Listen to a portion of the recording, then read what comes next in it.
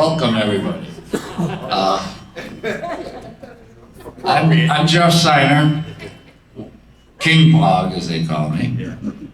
And here's my sidekick, Chris Duvall, Parts Pog. Good afternoon, Eric. Hi. They purposely put us on after dinner so you can all take a nap now. That was by design. We'll put you to sleep. We'll get into the details as I go through the slides and give you the history of us and the POGs and give you a little background about how this all started with the POG gig, Chris's role, my role with the company. I'll just start by saying that thanks to all you brought the DeLorean back to my life. You say the same, sure. When we walked out of there, a big part of our heart went with it. We walked. The cool thing about DeLorean Motor Company is everybody that had come to work there, most of us gave up a good job within the auto industry or other places. It's not like we were just unemployed people. We believed and had faith and followed John DeLorean. I wanted to make that dream. And so it was a very disheartening, the day when it came to an end. You can imagine having everything you want and everything in your life going great and the best, most exciting and looking at the future, and then have it stripped away from you. It was pretty devastating. So people like Chris and I, the DeLorean was on the back burner. It was an empty hole in our life until we were found by Tony Swan and Rich over, by blessing, crossed paths with us, Matt, that pulled us into this organization, this group that we never knew existed. And so it was just a rebirth for us. And kind of like Zach, Zach he came a couple of years ago, and I remember when I was out having a smoke with you the last day, and I asked him, so, how did this impact you this weekend, Because I knew he was hesitant. Matter of fact, I think we didn't know if he'd show up to the day he arrived, And he said, well, very enlightening. It's opened my mind. I got a lot of thinking to do when I go home. It had impact on him. And what it did to you, dude, same thing happened to us. It's marvelous. But okay, so Chris and I are just two of the many POGs. And we could take these off. He didn't want me to do this again. We did it before. Yeah. Just that was one of those Kodak moments, right? Okay, so, and by the way, you can't just throw your tail around. Man. All right, I worked in my primary position that I was hired for. Initially, was technical specialist of the Central U.S. Okay, I'm an engineer, General Motors, trained and went to GMI and mechanical engineering, and I quit GM and followed down John's dreams. So I was a technical guy. That's where I was assigned to that. I think. That only lasted. They gave me the business cards a week after I started there, and then they shipped me off to California, and I never saw that address again for several months, but eventually came back to Troy, Michigan. Chris, you are? I know, I'm stumping you. It's Chris Duvall. All right, stop stepping on me, Jeff. So I was standing in my living room in my underwear. It was a real hot summer day. Oh, okay. It's a real hot summer day, and I was 4 years old. So it's the first time I was in my underwear in my living room. Not the last, but the very first time. And my dad came home, and he came in kind of excited, picked me up and took me outside. in my underwear. And that was the first time had ever been in my underwear outside. But he dropped me right in the passenger seat of a brand new 59 Corvette. And off we went down Park Avenue, just raising hell. And I've been just infatuated with cars ever since. So that's how I got into it. And I spent 50 years in the parts industry. For me personally, I worked in a parts store. After that, in a speed shop and a couple dealerships. I worked at an American Motors dealership. And they had this service writer that quit, and they brought in 2 new service writers, and one was about 4 feet tall, and the other one was like 6'7". They came as a pair, and they were goofy as hell. And one day they pissed Al Feck off. He was a lead mechanic in there, and he just grabbed a tall guy and just pulled him right over the service counter, beat the shit out of him right on the right in the service floor. So they fired those 2 guys, and then they hired another service manager, and his name was Doug Patterson. And Doug was a great guy, you know, was just a great addition to the team, but he didn't last long. He had been following DeLorean Motor Company for a couple of years, and they hired him, and Doug was gone. And a couple months later, he showed back up with a DeLorean. It was either 520 or 550. I'll never know, but he may. If anybody ever runs across Doug, maybe he'll know. But he came in this car in the dealership, emptied out, and it was just like this craziest thing I've ever seen. I was just infatuated with it. Well, his stepdaughter, Cindy, worked at the dealership also. And she was in high school, and she graduated, and Doug came back for her high school graduation, invited us, myself and Buck Eisenman, he was in the parts department with me as well. So we went there and had a couple beers, got a little looped up, and said, "Hey, Doug, why don't you get us a job there?" He says, "Why don't you come out and I'll put in a word for you." So we did. We just drove out there, and I'll be damned if we got hired. So we went to one of those famous beach parties that these guys are talking about, and that's where I met this clown over here. And we're sitting there drinking, having a great time, and we took a Greyhound bus out there. His brother got married from Grand Rapids, Michigan. His brother got married in Lincoln, Nebraska, and then we took a Greyhound bus from there out to California. It took 7 days, and we finally found our way to the QAC out there, and then we ended up at this party, and it took 7 days in that damn bus to get out there. And met Jeff, and we're talking, having a good time, and he looks at us and says, "Where are you guys staying tonight?" I never thought about that. I never thought about it. Yeah. So he invited us to crash in his apartment, and got hired on June 23rd, and the rest is history for me. Let's see what shows up next. Okay, what is a POG? Well, you look like a pig and you work like a dog. The POG was generated at the Troy QAC in Michigan. And it was that way because we were hands-on. All of us, I don't care if you're, entry level to a manager, there were no titles. All just worked on cars. Our goal is to make this successful. Just make it happen, get it done. There's no excuses, and the cool part is to this day, I've never worked any place where somebody wasn't bitching about something, about the job. Nobody did. Nobody did. I mean, we worked like dogs, but we were happy with it. I mean, nobody was complaining. They just did what it was to make this mission complete. And the POG, how it started was, what was the guy's name? Wasn't he in the parts guy? Yeah, it's Bob Schlossauer. That started Paul did this, yeah. Yeah. Bob Schlossauer came up with the POG name.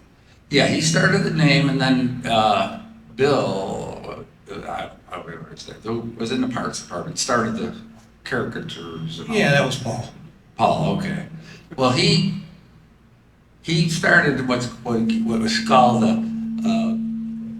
actually a weekly newsletter that he came out with that was written. And then you'll see on the next slide, he did cartoon strips about the adventures of POGs. And here, like you can read, automotive oriented. This was a recent issue. It said, automotive oriented, looking for a new exciting career in your field? Be a POG for DeLorean. Position requires a PhD in automotive technology with heavy emphasis on finance, education, accounting, your own metric hand tools, helpful, but not essential. In this career, you will enjoy your ever early starting times, thrilled to ever later quitting times, experiencing the vanishing break times and lunch half hour.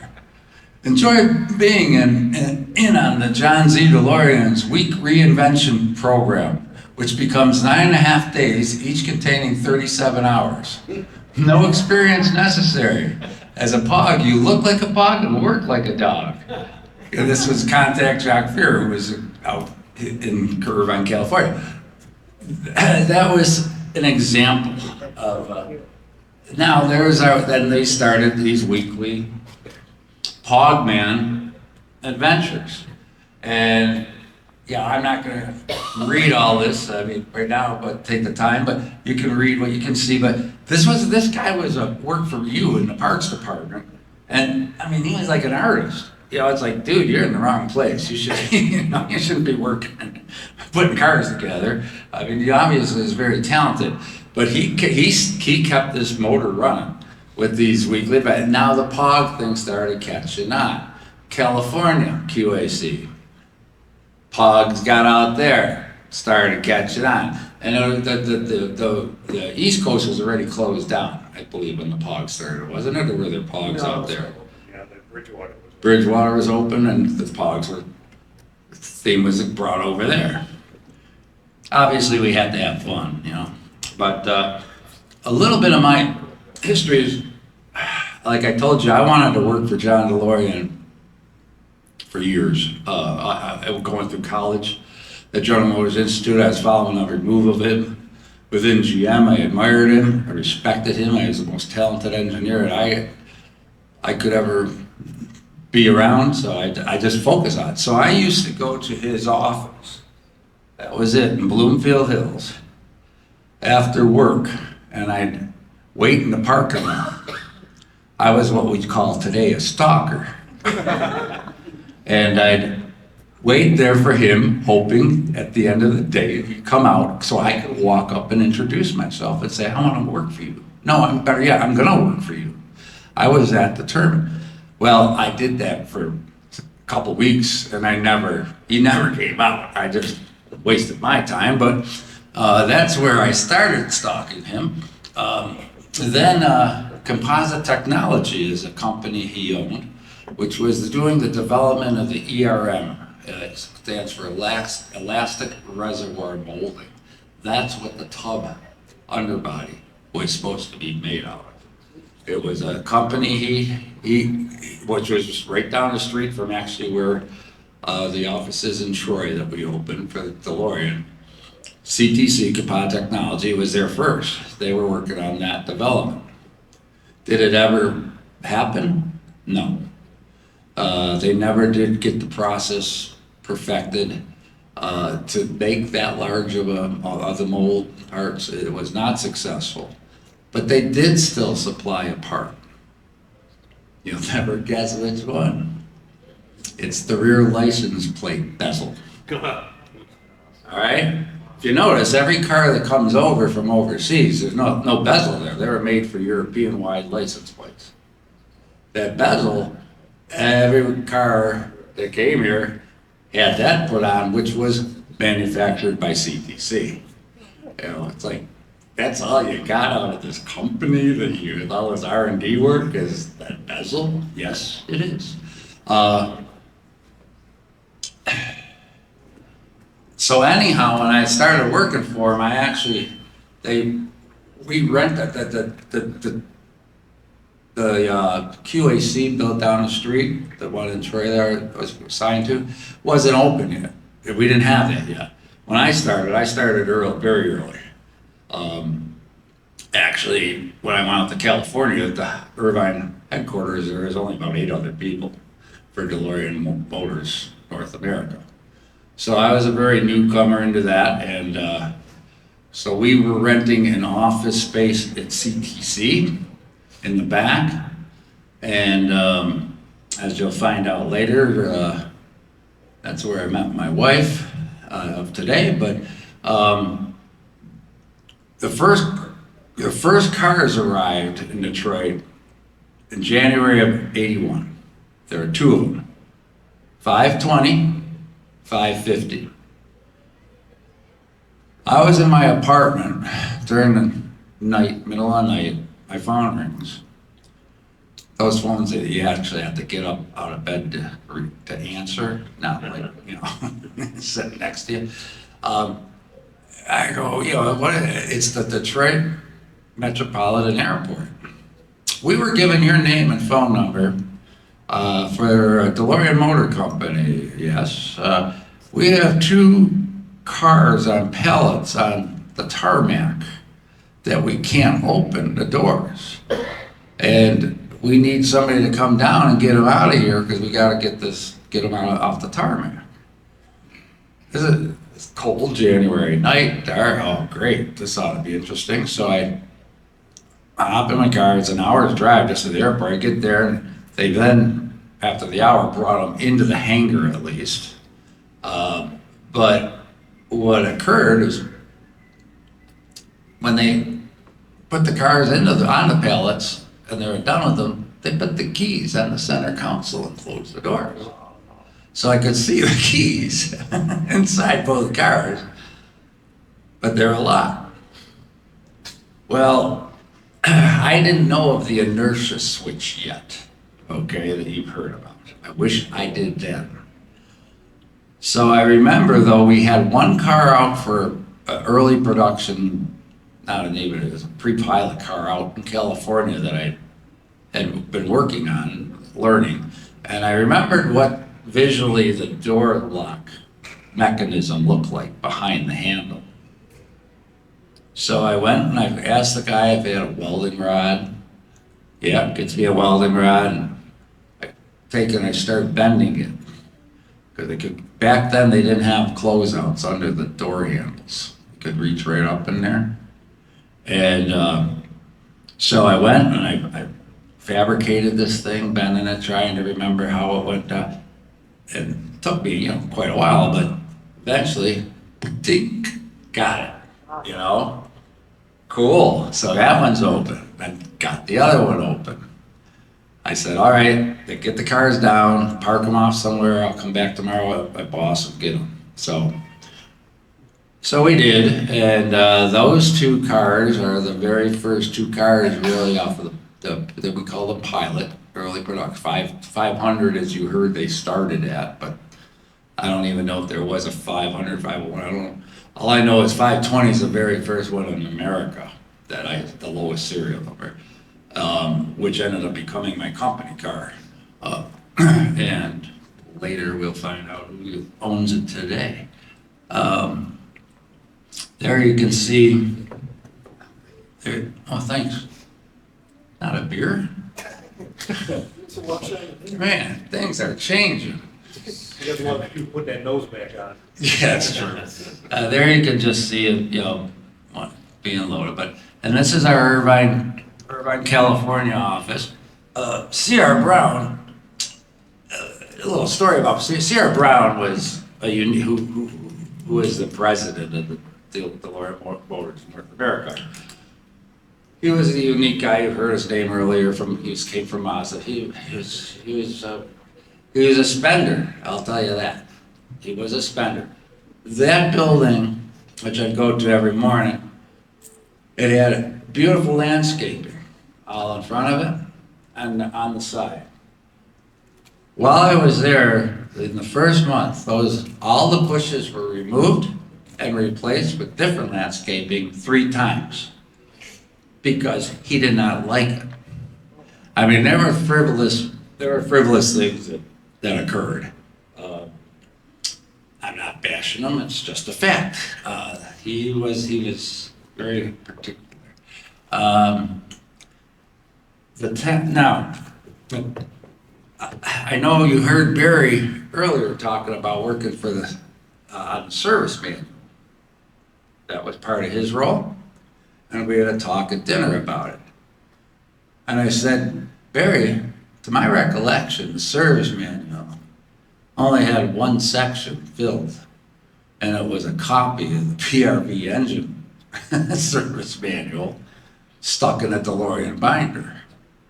And he goes, yeah. I go, yeah, there never was a service manual completed for the car. Neil McNutt and I were in Irvine. We were decided we need something for the mechanics. That these cars are coming over in another month or two. The mechanics, just put yourself in their shoes. They've never seen the spaceship before, right? They don't know how doors operate. They don't know. I mean, there's 6 diodes just in the light circuit for the doors. I mean, there aren't diodes in cars back then, I mean, they need to understand the circuitry, and let's pick up the key things they would possibly need to know when, like, the K-Tetronic system, lambda exhaust emission, key things that could, be something that they may have to work on. All right, great. So Neil and I sat down and busted our butts, because then in conjunction with this was determined how do we get to these mechanics. So they talked to Sun Equipment. Sun Equipment back then was I don't think they exist anymore. They were a big supplier of all automotive alignment equipment, tune-up machinery, things for dealerships, all the machinery. And they had centers throughout the United States, and each one had a training unit, a training center in it. So we worked a deal with Sun Equipment that we'd rent their places at XYZ throughout the states, and we would travel there, and that's where we would be training the mechanics. And when we took those, 4 or 5 places in the states, drew a circle around it, and all the dealerships within that circle, we sent a letter out, you go there that day. It was a 2-day class that we put together. And so we had to have this book, something to go with and to give the mechanics when they walk. So we decided to come up with what we ended up calling the technical service manual. And I'm sure many of you have seen this. This is a creation personally by me and Neil, and busting our butts for a long time. I mean, we didn't have CAD back then, all right? Every wiring schematic in here is me with a straight edge and old drafting equipment, all right? That's how this is all created.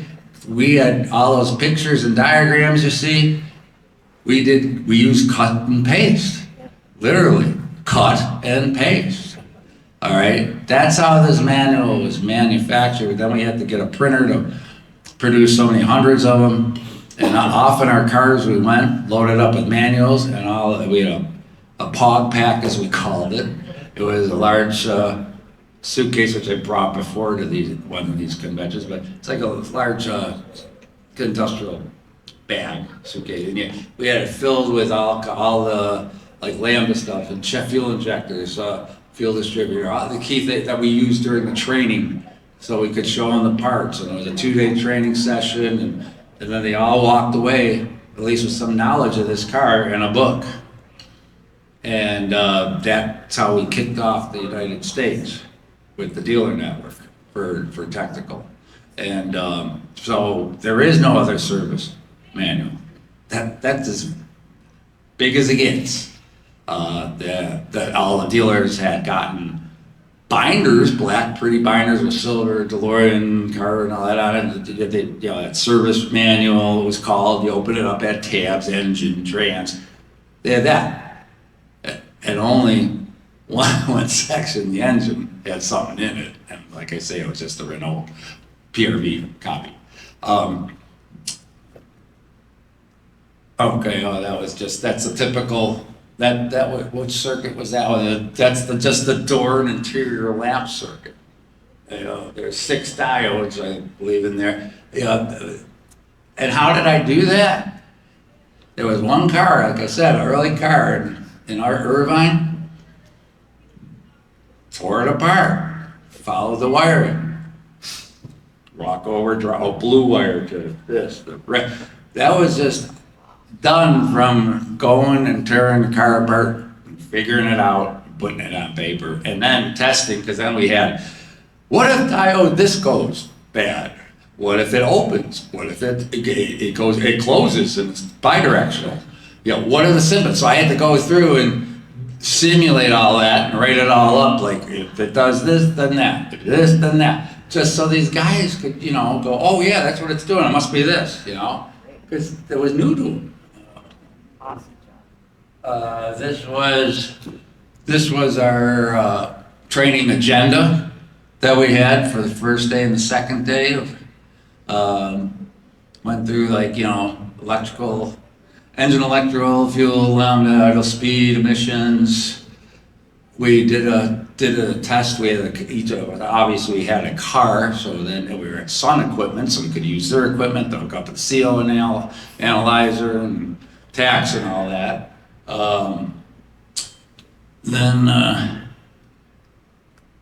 There's just a picture of the Sun Equipment hooked up that we did during the class, showing them how it all works and tricking the lambda to do this and that.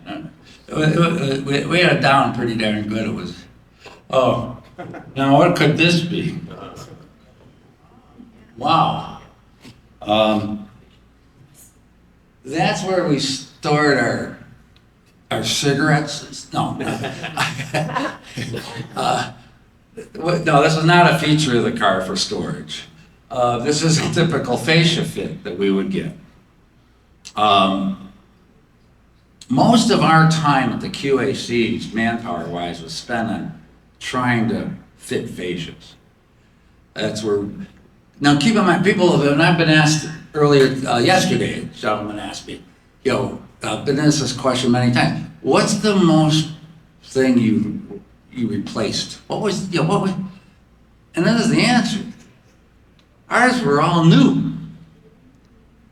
What we would replace is if some suppliers put in a bad part, sent a bad part or something, but we don't have that history to know what parts were failing, early. So,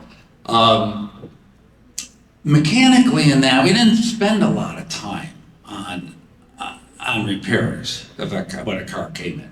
Maybe there are certain things like a cable that we noticed with the way it was positioned could possibly rub here or whatever. So we had a long list of things that checklists that, okay, let's pull it over here with a tie wrap. That's the fix every car until we get them corrected over in Ireland.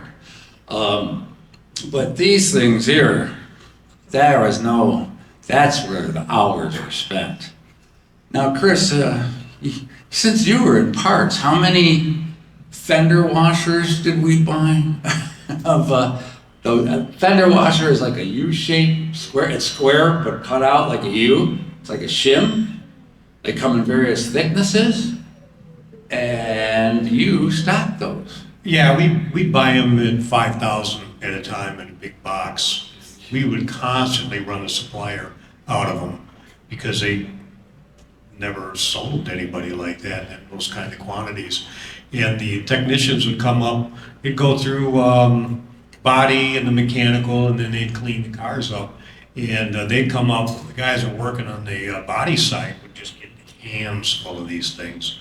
And when I got a box of 5,000 in, they'd only last a couple days, and then I'd have to get another box in. And so, yeah, we went through them like water. They were shimmed between every studs, and also everybody had a 10 millimeter open end wrench, box end open wrench in their pocket, because all those are 10 millimeter nuts on those fascias, and you got to loosen them all up, and you got to try to position it, put shims in there.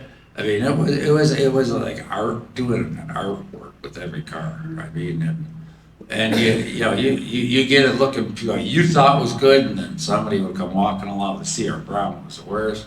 You really fix that one, and you know, oh, shit, got pulled all apart again. But they were a pain. So if you ever hit a bump, a hard bump, and you hear a out of the car, look in your mirror. It's probably a crap load of those shims. All right. From time to time. Yeah, from time to time, I'd see a guy get some of those shims and he'd string a string through them and tie them up and put them underneath the car. And somebody was gonna take a road trip. And so they'd bang around and drive the guy nuts on a road trip. That happened quite often. Yeah, we had to entertain ourselves.